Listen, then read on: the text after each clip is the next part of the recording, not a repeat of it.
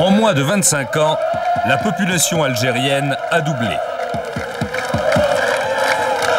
Aujourd'hui, 2 Algériens sur 3 ont moins de 30 ans.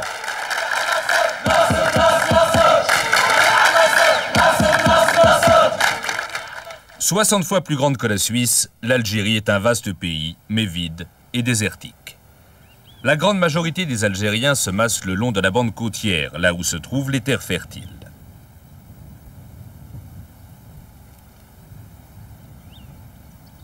En 1900, il y avait 3 millions d'habitants en Algérie comme en Suisse. Depuis, l'écart est devenu immense. En 1987, 23 millions d'Algériens et 6,5 millions de Suisses. La démographie, je pense que c'était un terrible problème, vraiment un vrai problème. Aujourd'hui, l'Algérie a 23 millions d'habitants et elle a plus de naissances que des pays qui ont 60 millions d'habitants. Tous ces enfants, ces millions d'enfants, sont nés dans l'allégresse de l'indépendance.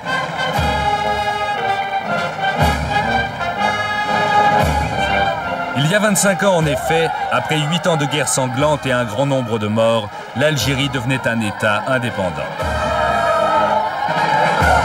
Aujourd'hui, l'explosion démographique est un nouveau défi pour les Algériens. Mais en avait-on conscience il y a 25 ans ? En 1962, l'Algérie venait de sortir d'une longue guerre douloureuse où elle avait perdu 1 million de ses enfants, parmi lesquels beaucoup d'hommes, beaucoup de femmes, beaucoup d'enfants. Je ne crois pas que, enfin, le premier souci au lendemain de l'indépendance, c'était de reconstruire le pays, c'était de refaire des enfants. Et puis bon, l'Algérie était un très grand pays, c'est un pays de pétrole. Vous voyez, enfin, les considérations économiques étaient autres, les considérations culturelles étaient autres, les considérations organisationnelles étaient autres. Et puis en 62, le problème démographique, même au niveau du monde, n'était pas posé avec une telle acuité. Cette volonté de faire des enfants, ce grand nombre de naissances est reflété par l'augmentation régulière de la natalité. Mais en démographie, il faut aussi tenir compte de la mortalité qui a beaucoup chuté avec les progrès de la santé. Car l'augmentation réelle de la population se mesure par l'écart entre la natalité et la mortalité. C'est en 1970, 8 ans après la fin de la guerre, que l'écart est le plus important. L'Algérie atteint alors 3,34% de croissance démographique, un des taux les plus élevés du monde. Conséquence, on compte une moyenne de 7 enfants par femme. Une masse qu'il faut scolariser et loger.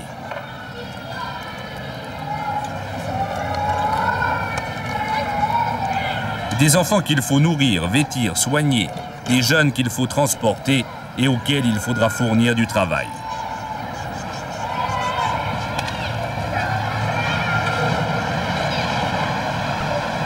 Les logements sont suroccupés.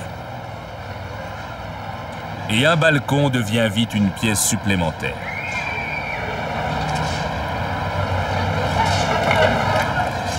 On a vraiment beaucoup d'enfants. Énormément, oui. Cet immeuble-là, il est conçu pour des jeunes couples et pour des célibataires. Il a été construit par au temps de la France, quoi. Et actuellement, les occupants, ils sont une moyenne de 7 à 8 personnes dans une pièce. Alors vous voyez le problème qui se pose. Et c'est le cas d'un peu tous les immeubles qui sont là autour. Effectivement, oui. Il y a cet immeuble là-bas que vous voyez. J'ai un ami qui habite là-bas, il a un 3 pièces, ils sont 23. Dans un 3 pièces.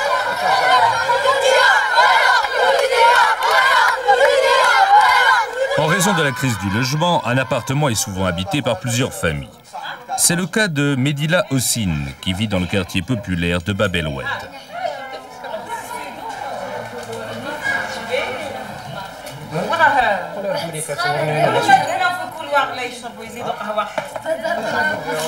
Alors il y a combien de personnes qui vivent dans cet appartement? Il y a 14, plus 14. Je peux vous dire, moi je suis marié avec 4 enfants, j'ai ma soeur avec moi avec 4 enfants, j'ai un frère, deux autres frères, et on a un autre enfant depuis la mort de ses parents. il est sous notre tutelle. Et vous avez combien de pièces alors pour loger tout ce monde? 3 pièces, on a uniquement 3 pièces. Il y a 3 pièces. Et vous êtes une situation exceptionnelle dans le quartier? Non, il y a des familles qui sont dans le même cas que nous. Comment vous vous organisez pour dormir ici avec autant de personnes dans cet appartement? On s'organise entre nous, c'est-à-dire entre nous, on s'organise.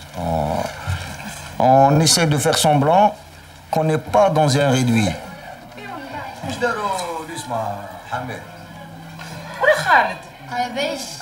Les grands dorment dans cette pièce. Moi, j'ai ma pièce. Bon, et cette pièce que vous voyez là, bon, elle nous sert de salle à manger. Et après avoir mangé, elle sert à loger les petits. Rien qu'avec les 130 000 mariages annuels, la demande de logement s'accroît sans cesse.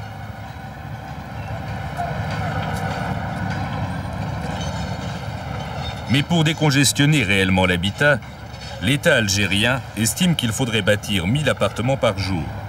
Des investissements colossaux, mais qui permettraient de retrouver le taux d'occupation d'il y a 20 ans.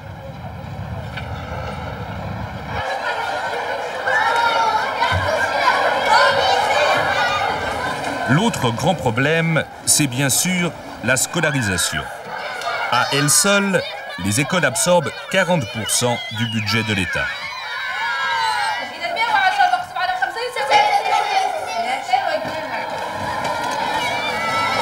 Une situation créée par la croissance démographique, mais aussi par l'effort de scolarisation massive voulu après l'indépendance. Aujourd'hui, presque tous les enfants algériens vont à l'école. Il y a 25 ans, ils étaient moins de la moitié.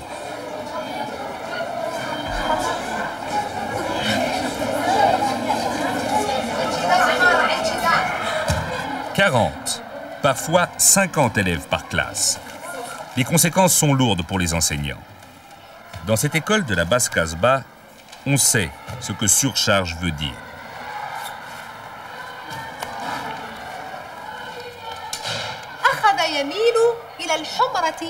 Mademoiselle Zidoun, elle, rêve d'effectifs plus restreints.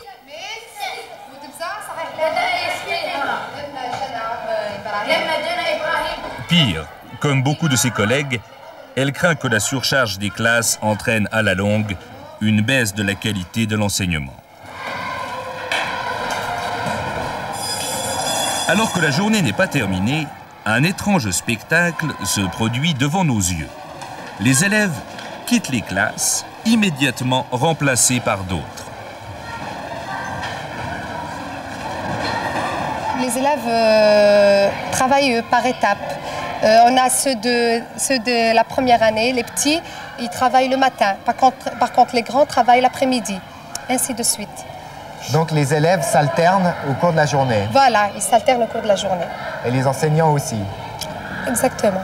Alors il y a un groupe d'élèves qui a un horaire et l'autre groupe d'élèves a un autre horaire? Un autre horaire.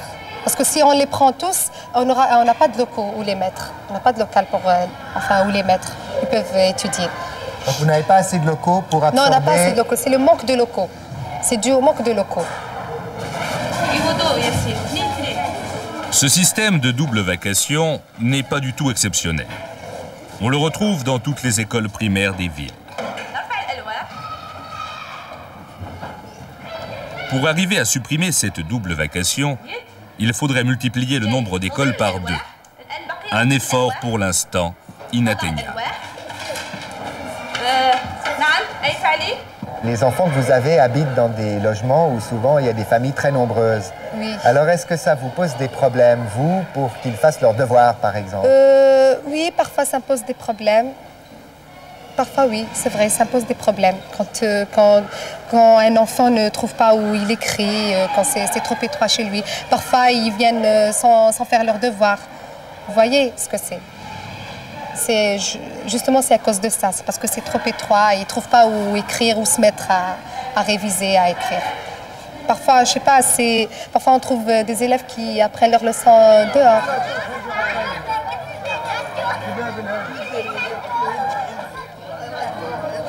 Puis ils sont un peu serrés, l'autre il fait ses devoirs dans le couloir, l'autre il les fait à 4 h du matin, l'autre il les fait après la fin de l'émission de télévision. Et...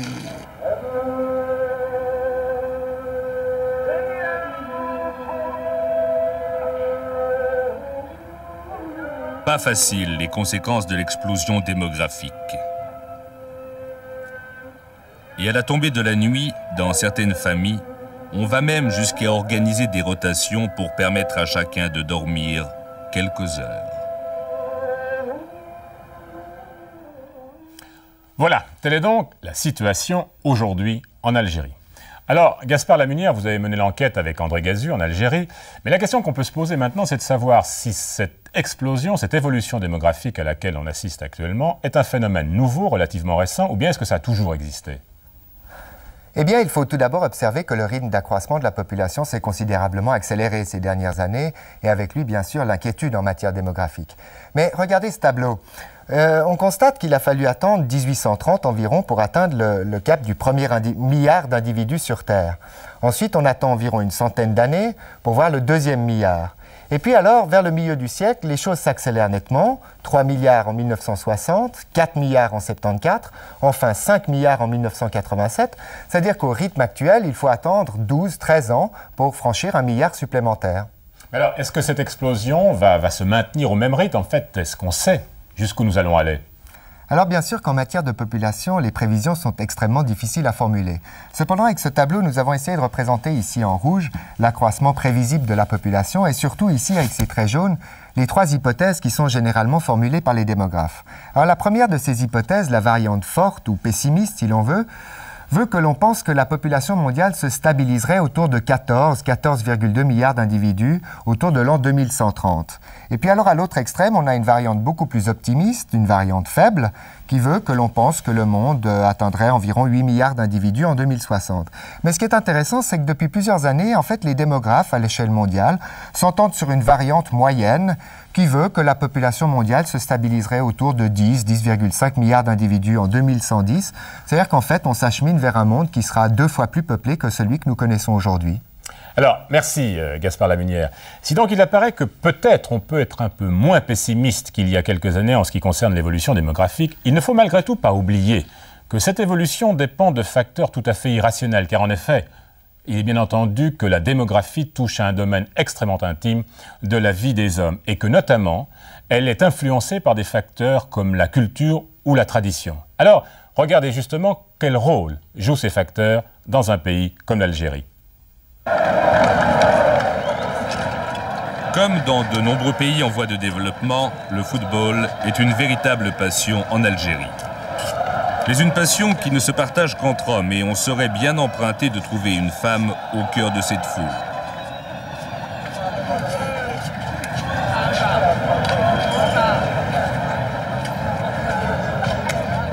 Les stades sont révélateurs du clivage qui demeure entre les sexes. Et vous aimez beaucoup le football, vous allez souvent voir des matchs. Est-ce que vous emmèneriez votre sœur au match? Non, ça c'est... Il n'y a pas de filles au stade. Il n'y a pas de filles. On peut voir des filles dans des matchs de handball, peut-être parce que c'est une salle petite, ou bien dans des terrains de tennis. Mais dans un stade avec une population... Hein, non, c'est pas possible. C'est vraiment pas possible. Mais je ne vois pas quand est-ce qu'on pourra rentrer, nous, les filles, au stade. Hein. Peut-être d'ici quelques temps. Oui, avec l'évolution. Avec l'évolution, peut-être ils vont faire une équipe de femmes. Peut-être il y aura uniquement des spectatrices comme... Ouais, il y aura uniquement les spectatrices, donc. Uniquement des spectatrices, hein, ça c'est... La place dévolue à la femme algérienne est fondée sur de profondes valeurs traditionnelles, mélange de cultures arabes, musulmanes et méditerranéennes. Les Algériens sont des machos. Mes copains sont des machos, mes frères sont des machos, les maris de mes amis sont des machos. Mais il y a macho et macho. C'est-à-dire, il y a le macho, on est d'abord macho avec sa sœur, puis on deviendra macho avec sa femme. Mais il se passe un phénomène, c'est que les hommes sont de moins en moins machos avec leurs filles. Et pour terminer avec le macho, je dois vous dire une chose. Si j'étais un homme algérien, ben je serais macho. Parce que c'est une société qui est tellement organisée pour les hommes, où l'homme se sent tellement bien dans le quotidien. Pourquoi ne pas demeurer macho? Pourquoi aller lutter contre ce machisme? Si j'étais un homme, je serais macho. Mais comme je ne suis pas un homme, j'essaie de toutes mes forces de lutter contre le machisme.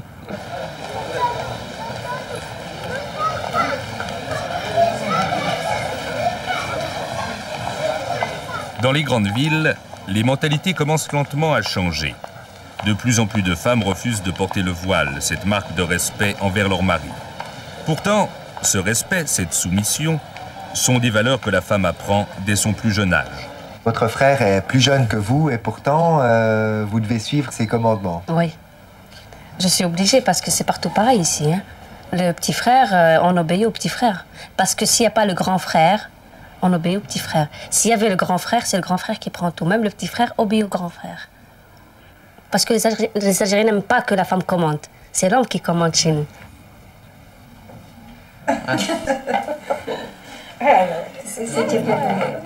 En Algérie, une naissance ne concerne pas que le couple. C'est l'affaire de toute la famille.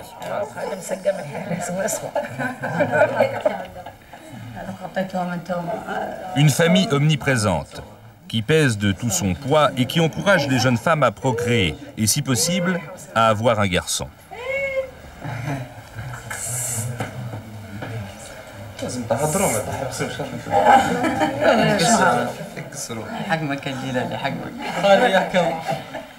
Pourquoi est-ce que c'est si important pour une femme d'avoir beaucoup d'enfants en Algérie? C'est surtout pour la famille. C'est pas pour elle-même, mais surtout pour la famille, pour faire bien. Elle sera, c'est-à-dire une femme qui fait beaucoup d'enfants, elle est mieux vue que celle qui n'en a qu'un ou deux, ou qui n'en a pas du tout. Alors celle qui n'en a pas du tout, elle est vraiment mal vue. Et on ne l'accepte pas, généralement, elle tarde pas avec son mari. C'est un signe de réussite, finalement, pour une femme d'avoir beaucoup d'enfants. Oui, pour les gens, vis-à-vis des gens, des parents, c'est un signe de réussite d'avoir beaucoup d'enfants. Et il y a le problème aussi, les femmes qui n'ont que des filles, elles continuent à avoir des enfants jusqu'à ce qu'elles aient un garçon. Et quand elles ont un garçon, elles ne s'arrêtent pas aussi. Donc elles veulent en faire aussi, elles veulent avoir un deuxième garçon. Donc ça continue, elles se retrouvent toujours avec 12, 13 enfants. Et c'est de la folie. Moi, je ne pourrais pas faire ça, c'est impossible. Après votre mariage, vous avez attendu 2 ans pour faire votre premier enfant. Alors, comment ça s'est passé? Au départ, c'était très mal accepté par notre famille. Parce que pour eux, une femme qui se marie doit avoir tout de suite des enfants dans l'année qui suit. Et pour eux, donc, pour la famille, j'étais une femme stérile. J'étais mal vue. Ils commençaient à se demander s'il fallait que mon mari continue à vivre avec moi ou il fallait qu'il trouve une autre femme.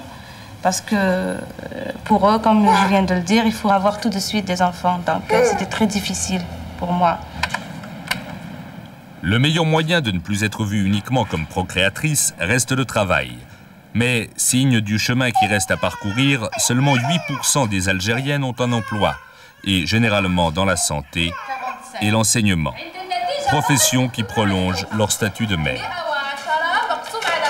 Si plus tard vous devez arrêter de travailler, ce serait pour quelle raison? D'abord, ce serait pour la raison de mes enfants. Hein. Si à ce moment-là, j'aurais des enfants.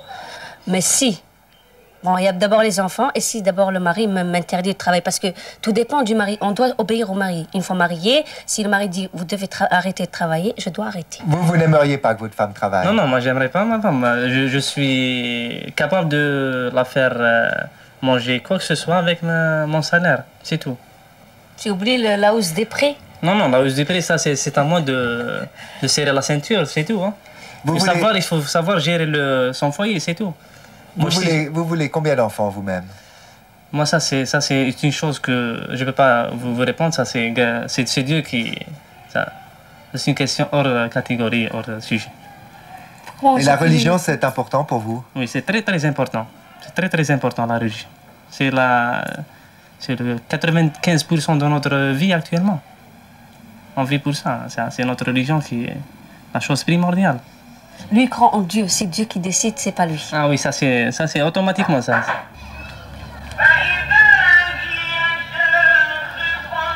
Religion d'État, l'islam imprègne profondément la société algérienne.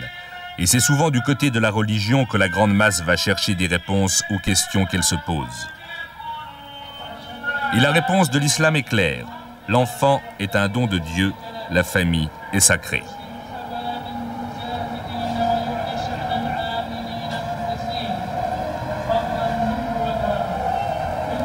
C'est dès lors tardivement et en imposant des conditions très strictes que les responsables musulmans ont finalement dû accepter de tolérer certaines méthodes contraceptives. L'islam apporte des principes généraux, il n'apporte pas le détail, il ne répond pas aux détails des choses. Donc, quelle a été la réponse du Conseil supérieur islamique? Il a dit qu'il faut respecter les principes de l'islam. Et il faut respecter la liberté des gens. Il ne faut pas faire de coercition comme on l'a fait dans certains pays. Donc, pour nous résumer, il y a une tolérance de l'espacement de naissance et il y a un interdit, si vous voulez, de la pratique massive.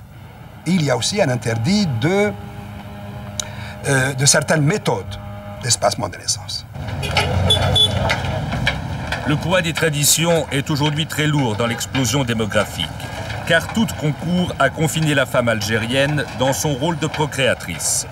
Et bien que devenue très rare, la polygamie reste une pratique autorisée.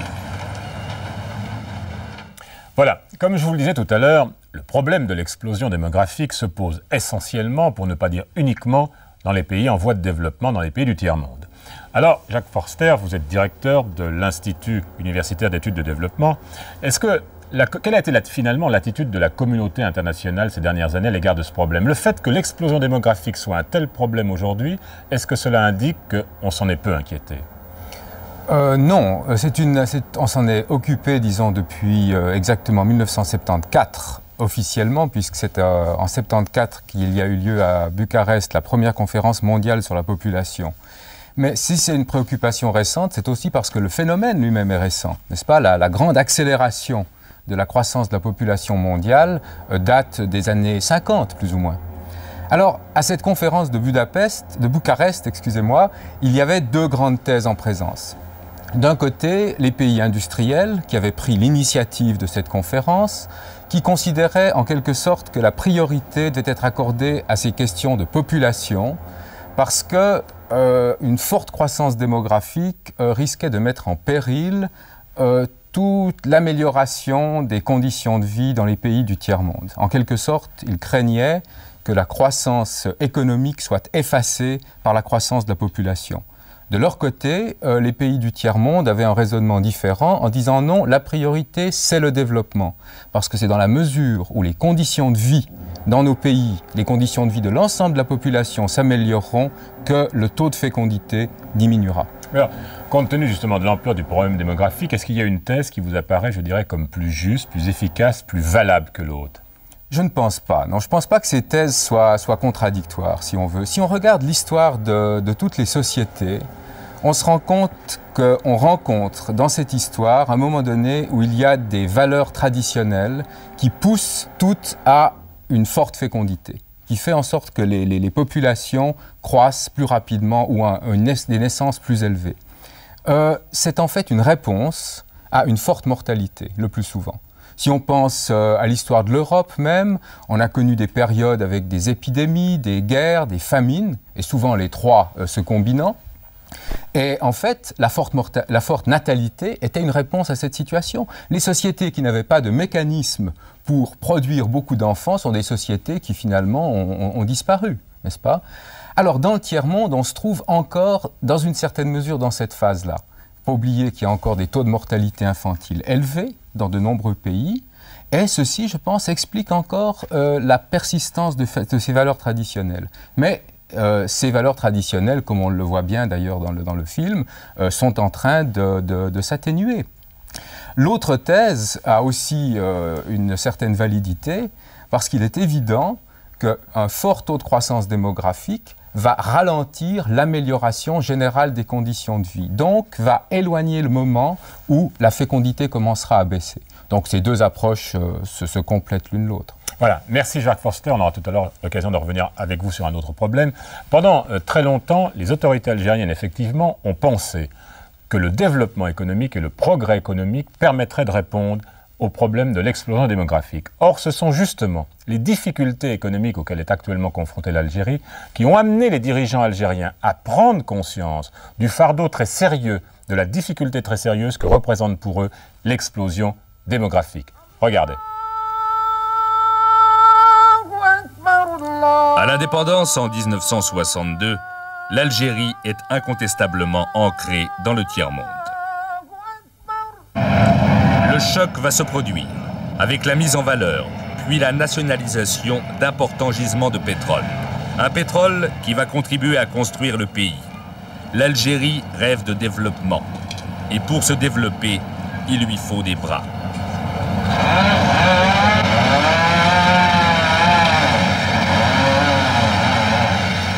Avec le pétrole, puis le gaz, l'Algérie se lance tête baissée dans un modèle de développement. L'industrialisation industrialisante, où l'on pense que les hydrocarbures entraîneront toute l'économie du pays.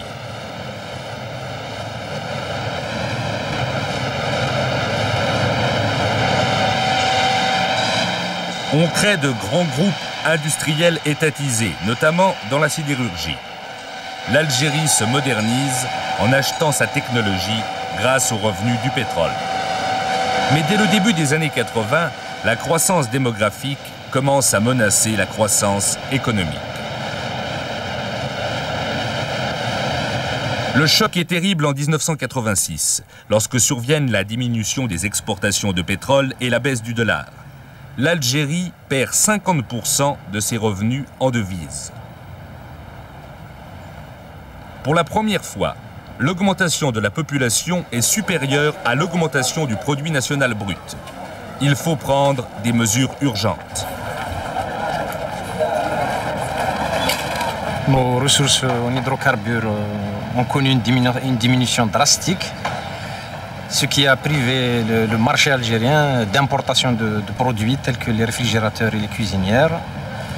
Et il a fallu par conséquent investir pour accroître les capacités de production de façon à satisfaire par la production nationale les besoins des ménages en appareils ménagers.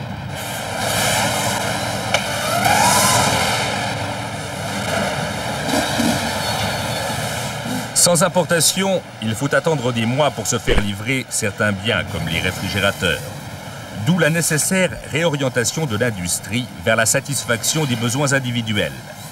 Les entreprises nationalisées, mais aussi le secteur privé, sont sollicitées pour créer de nouvelles unités de production.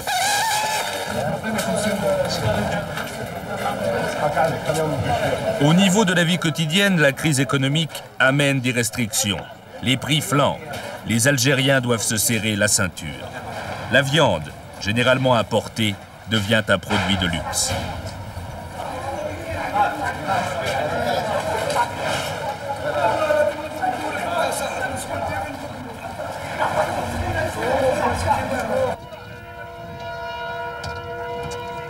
L'élan économique avait permis aux Algériens de s'offrir des biens coûteux, comme les voitures.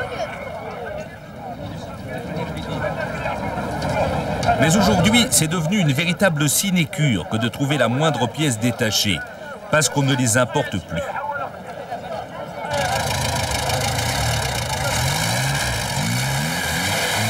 Sans le concours des émigrés algériens en France et sans l'existence d'un marché noir plus ou moins officiel, l'achat de pièces et de véhicules serait impossible.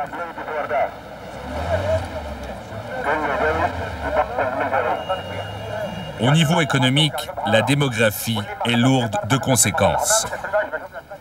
Signe d'une forte démographie, 46% des Algériens ont moins de 15 ans, contre 18% seulement en Suisse. À l'autre extrême, 4% des Algériens ont plus de 65 ans, alors qu'en Suisse, ils sont 14%, l'expression d'un vieillissement de la population. Conséquence, il y a seulement 25% de personnes actives en Algérie, alors qu'en Suisse, c'est le double. Et comme les jeunes et les vieillards dépendent pour leur entretien des adultes au travail, on constate qu'en Suisse, les personnes à charge sont surtout des personnes âgées, alors qu'en Algérie, ce sont des jeunes. Au bout du compte, le travailleur algérien se retrouve avec une moyenne de 5 personnes à charge. En Suisse, il n'y a qu'une personne à charge par actif. Alors, compte tenu justement de ces chiffres et de cette situation, quelles sont les mesures que doit prendre un gouvernement s'il veut réduire la natalité, c'est-à-dire lutter contre l'explosion démographique? Gaspard Lamunière.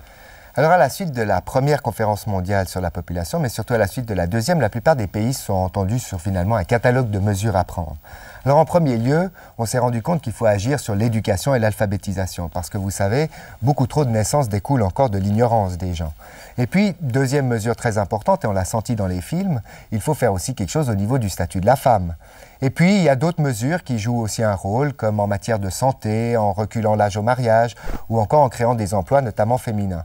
Mais finalement, la plus importante de toutes les mesures, c'est bien sûr de créer des centres de planning familial, parce que c'est là que l'action va pouvoir se mener. Mais alors, Jacques Forster, ça, c'est les mesures que l'on peut prendre. Mais quelles méthodes? Je en parlais, est-ce qu'il faut avoir des méthodes extrêmement contraignantes, coercitives? N'est-ce pas, lorsqu'on parle de limiter les naissances, il faut se rendre compte qu'on touche un domaine, qu'on touche la sphère intime des individus, des couples, et que d'autre part, le nombre des facteurs qui agissent pour déterminer le nombre d'enfants qu'une famille va avoir sont extrêmement multiples. Alors, il y a tous les facteurs que M. Lamunière vient de mentionner, les conditions de vie, l'amélioration des conditions de vie, etc. Dès le moment où ces conditions de vie s'améliorent, où les gens changent de milieu, s'éloignent de leurs valeurs traditionnelles pour toutes sortes de raisons, à ce moment-là, il va y avoir, on s'en rend compte dans le film aussi, une demande de la part des femmes en particulier pour être informées. Il est important qu'à ce moment-là, l'information, l'éducation soient à disposition, ainsi que des moyens de contraception. Donc je dirais, la première chose, c'est évidemment l'information, l'éducation, donc des mesures, si vous voulez, douces. Alors, il y a des gouvernements qui ont aussi cherché à appliquer des méthodes plus dures, plus contraignantes. Mais je crois qu'elles sont contre-productives, provoquent des résistances si elles ne sont pas prises dans un contexte où tous les autres facteurs qui influencent la natalité évoluent dans un sens qui est favorable à une baisse de la fécondité. Prenons l'exemple chinois. Les Chinois ont des réussites spectaculaires en matière de planning familial, de limitation des naissances. D'ailleurs, c'est grâce à eux, si je puis dire, que les démographes récemment, année après année, révisent à la baisse les pronostics, les projections de la population mondiale. Alors les Chinois ont tout combiné, si vous voulez. D'une part, il y a des conditions générales qui sont favorables à une baisse de la natalité, des mesures d'éducation, des incitations fiscales pour ceux qui respectent la politique de un enfant par couple, mais aussi des mesures assez draconiennes de pénalisation fiscale, voire des contraintes assez poussées pour que les gens avortent, pour qu'il y ait des interruptions de grossesse si on dépasse la norme. Donc eux, ils ont vraiment combiné les trois méthodes. Merci. Conditions générales, information et coercition. Merci Jacques Forster. Alors voyons maintenant concrètement quelles sont les mesures qu'ont prises les autorités algériennes. Regardez. Il faut attendre le début des années 80 pour voir l'État algérien prendre enfin des mesures pour lutter contre la croissance démographique. En 84 est lancée la campagne d'espacement des naissances. Objectif, passer de 7 à 4 enfants par femme.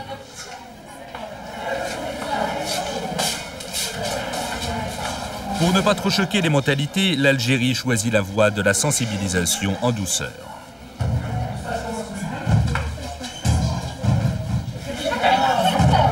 Grâce à l'effort mené depuis l'indépendance en matière de santé, le pays possède un dispositif étendu de cliniques et hôpitaux. Et c'est dans ces lieux où les femmes ont pris l'habitude de se rendre pour leur propre santé et celle de leurs enfants que des centres de protection maternelle et infantile ont été créés.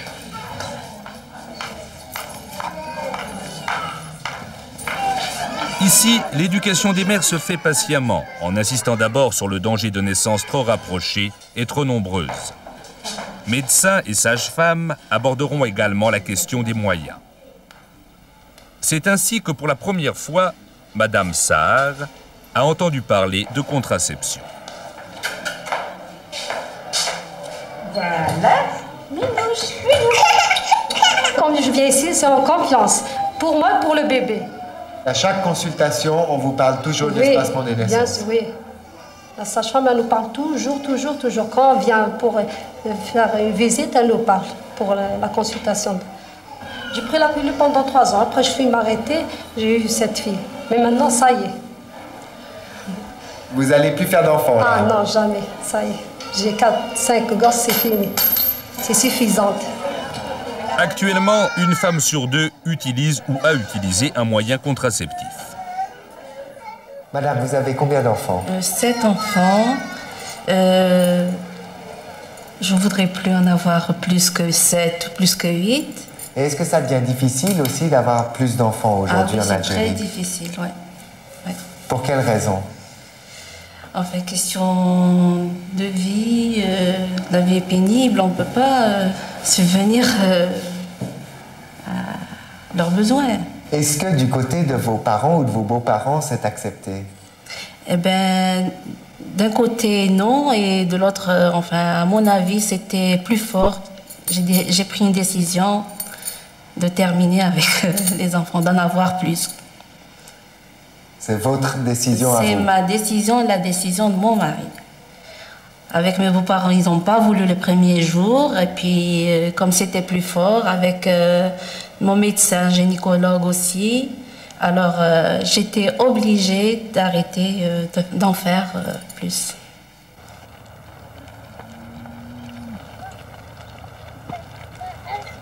L'effort de sensibilisation se fait surtout en direction des femmes analphabètes. Le poids de l'illettrisme est lourd dans l'explosion démographique.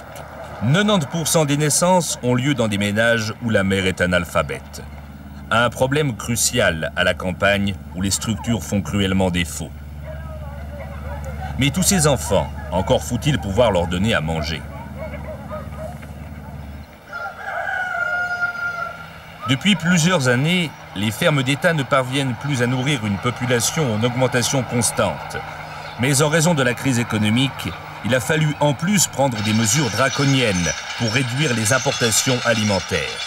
De la moitié en 79, on est passé à 2/3 d'aliments importés en 84. La situation est devenue si alarmante que les autorités décident de renoncer aux grands domaines d'État, jugés trop improductifs.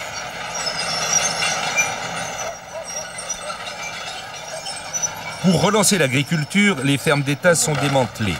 Et ces paysans sont parmi les premiers bénéficiaires d'une réforme qui vise à redistribuer les terres en petites unités coopératives, diversifiées et mieux gérables. Avant, on avait un salaire. Mais maintenant, ce n'est pas un salaire. Si on travaille plus, on a plus, on gagne plus. Alors, si on avait un salaire fixe, mais maintenant, si on travaille plus qu'avant, c'est que tout ce qu'on gagne, c'est pour nous. C'est-à-dire que ça va changer dans notre situation familiale, si on veut dire. Personnellement, j'aurai les moyens mieux qu'avant. Et c'est possible qu'avec ça, on va réussir dans l'avenir. Et votre espoir maintenant de cette réforme? Moi, personnellement, je dis qu'on est sur la bonne voie. Je suis optimiste. À vrai dire, je suis optimiste. Le début, déjà, il y a un changement total. Tout le monde travaille mieux. Je ne vais pas dire qu'on ne travaillait pas avant, mais je pense que la confiance de l'État mise envers nous, c'est qu'on va donner tout ce qu'on peut pour réduire les importations avant tout et répondre aux besoins de notre peuple. C'est de satisfaire le peuple en ce qui concerne les légumes, enfin tous les produits agricoles.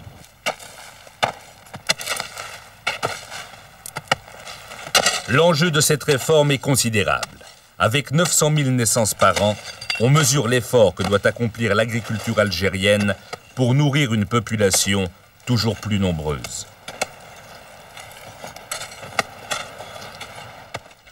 Voilà. Quand un pays prend des mesures comme celles que nous venons de voir maintenant, la question qui se pose, c'est de savoir à quel moment on aura les premiers résultats positifs. Alors, Pierre Gillian, vous êtes démographe et professeur à l'Université de Lausanne. Quel est votre sentiment là-dessus? Eh bien, les effets sont très lents à se manifester et ils prennent en quelque sorte la forme d'accordéon. Pour commencer, la mortalité des enfants en bas âge, ça baisse, ce qui suppose que la plupart d'entre eux vont arriver en âge de procréation. Or, il ne faut pas oublier que la moitié de la population algérienne a moins de 16 ans. Et comme cela a été dit en début d'émission, 2 personnes sur 3 ont moins de 30 ans. Donc même si le nombre d'enfants par famille diminue, il y aura encore de nombreuses générations qui compteront des naissances et ce sera par dizaines d'années qu'il faudra compter. Par ailleurs, la durée moyenne de vie s'allonge, ce qui suppose que pendant 3/4 de siècle au moins, la croissance démographique de ce pays va continuer. Et par rapport aux résultats, il faut se rendre compte que à long terme, ils dépendront déjà des premières réformes qui seront prises, premières réformes qui nécessitent bien sûr une volonté politique, une adhésion populaire et la recherche d'un équilibre entre la démographie, la production agricole et bien sûr le développement économique et social. Alors, il est bien certain que dans ce contexte, le rôle des jeunes va être extrêmement décisif. C'est d'eux que dépend en partie l'avenir démographique de l'Algérie. Alors, André Gazeux et Gaspard Lamunière en ont rencontré un certain nombre et leur ont demandé comment ils voyaient leur avenir.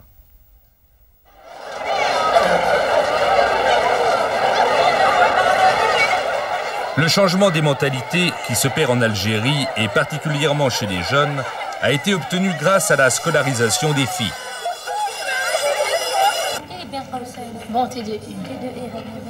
Ça n'a pas d'importance. Cette image d'élève derrière un ordinateur n'est pas exceptionnelle. Elle révèle l'aspiration des jeunes femmes à jouer un autre rôle dans la société.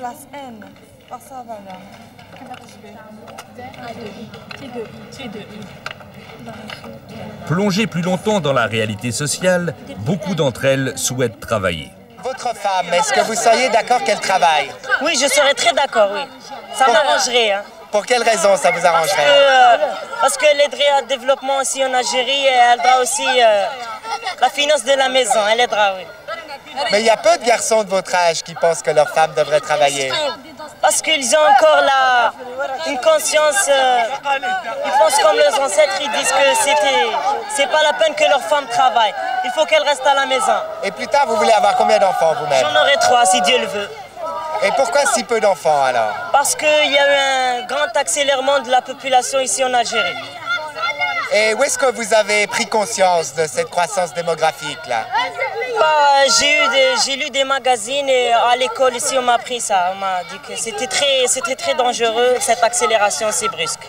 On en parle beaucoup à l'école alors? On en parle beaucoup, oui. Et avec vos parents, est-ce que c'est des choses dont vous parlez aussi? J'en parle souvent avec mes parents, oui. Et plus tard, qu'est-ce que vous voulez faire comme métier, vous? J'aimerais être un ingénieur en informatique. Vous voulez avoir combien d'enfants plus tard? Je voudrais avoir 2 enfants et une fille. 2 garçons et une fille? 2 garçons et une fille. Oui. Pourquoi aussi peu d'enfants? Parce qu'il y a une crise économique et le problème de logement. C'est dur d'avoir un logement.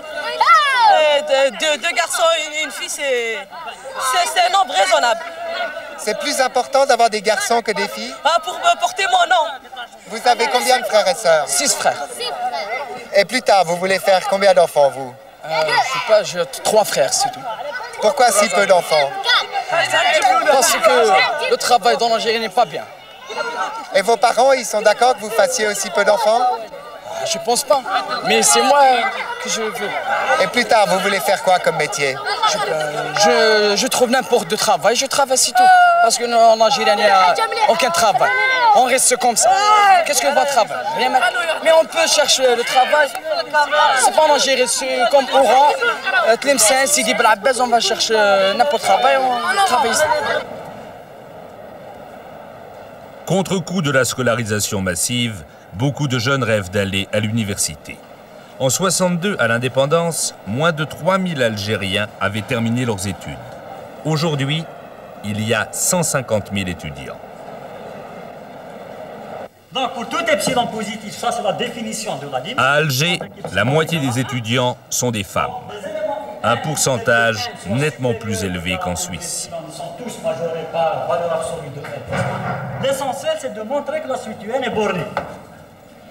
Je dis donc, j'utilise la deuxième... L'éducation a rendu les jeunes étudiants particulièrement conscients des implications d'une démographie non contrôlée. C'est inférieur à 1. Et vous, vous comptez faire combien d'enfants plus tard? Pas plus de. Au maximum 2. Pourquoi si peu? On voudrait bien changer un petit peu le côté société algérien. Ça fait des années où, par exemple, moi je suis issue d'une famille où on est trop nombreux et je vis les problèmes d'une famille nombreuse. Donc je ne veux plus vivre ces problèmes. Le seul moyen, c'est de ne plus avoir beaucoup d'enfants. Et vous avez combien de frères et sœurs alors? J'ai 4 frères et 4 sœurs. Et c'était difficile? Oui, c'est trop difficile pour quelqu'un avec un salaire trop insuffisant pour une famille très nombreuse. Donc, et si vous vous mariez, faites des enfants, vous continuerez de travailler? Sûrement, oui.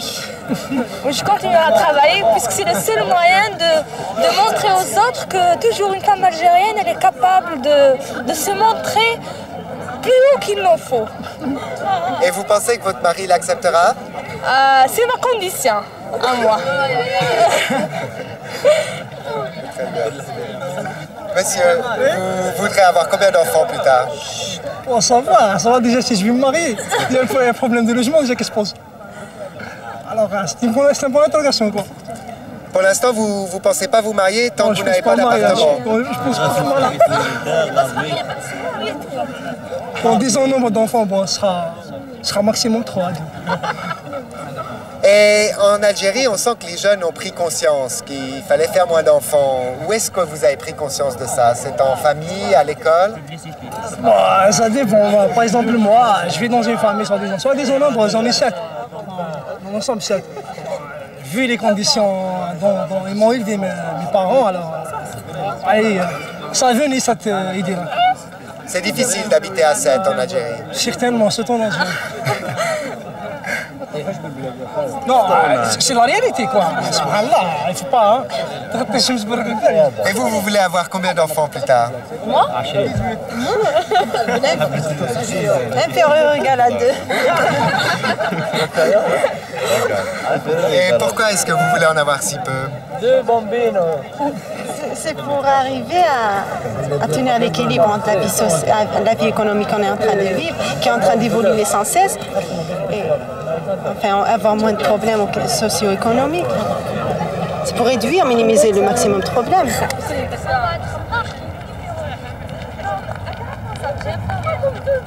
Mais que faire de tous ces diplômés? On sent aujourd'hui une inquiétude certaine chez les jeunes Algériens. Des jeunes que l'on sent prêts à s'embraser, comme on l'a déjà vu en 86 à Sétif et Constantine.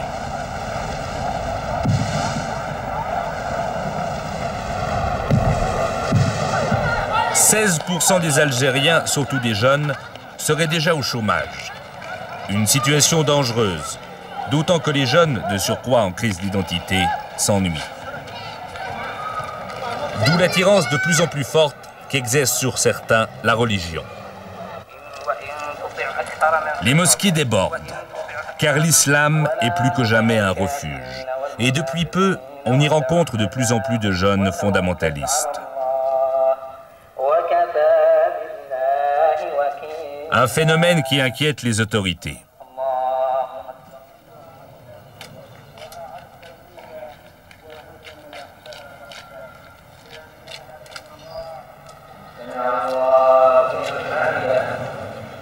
L'islam algérien est tolérant, mais pourrait devenir plus sensible à l'appel des mollahs iraniens, d'autant que certains craignent une occidentalisation de la société algérienne.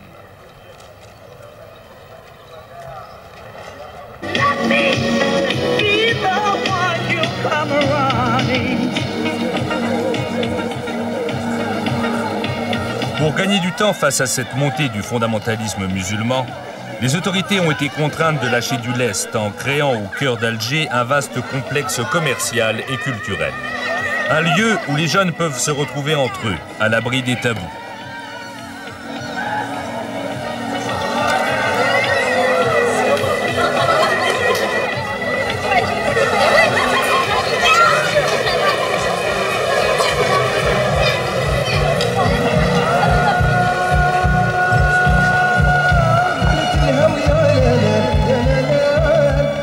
Mais Mais ici, les jeunes peuvent surtout venir écouter du rail, ce rock algérien qui s'affirme face aux tubes occidentaux et à la rigueur islamique.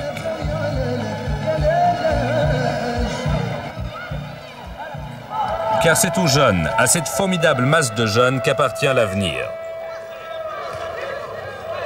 Mais quel avenir au juste? Aujourd'hui, on sent la jeunesse tiraillée entre l'islam, l'Occident et une identité spécifique qui reste à trouver.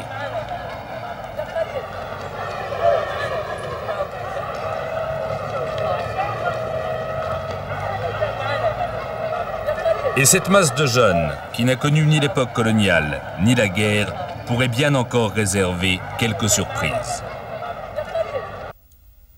Voilà. Alors, comme vous avez pu le constater en suivant cette émission et en écoutant soit ces jeunes Algériens, soit nos invités, il semble que l'alarmisme en matière démographique soit peut-être moins fondé aujourd'hui qu'il y a quelques années. Alors, est-ce le cas en Algérie? Eh bien, écoutez ce que nous a répondu un démographe algérien. En 87, il y a eu le recensement de la population, précédé à quelques mois avant par l'enquête nationale sur la fécondité. Or, ces deux sources nous ont appris et ont surpris tout le monde que la natalité a baissé, donc que la fécondité avait sérieusement baissé et que tout le discours qu'on avait tenu jusque-là n'avait peut-être plus tout à fait sa raison d'être, puisque la croissance démographique a commencé à baisser. On est à quel chiffre actuellement? En 86, les données provisoires nous donnent un taux de 2,7%, alors que pendant près de 20 ans, on était à plus de 3%. Donc bien sûr, en termes de population, ça constitue des millions de personnes peut-être en moins. Est-ce que vous attribuez cette baisse à la campagne d'espacement des naissances ou à un mouvement qui était de toute façon prévisible dans la population? Je dirais qu'il y a d'abord un mouvement profond dans la population et que sans doute le programme d'espacement des naissances a encouragé ce mouvement, mais qu'il ne l'a pas suscité.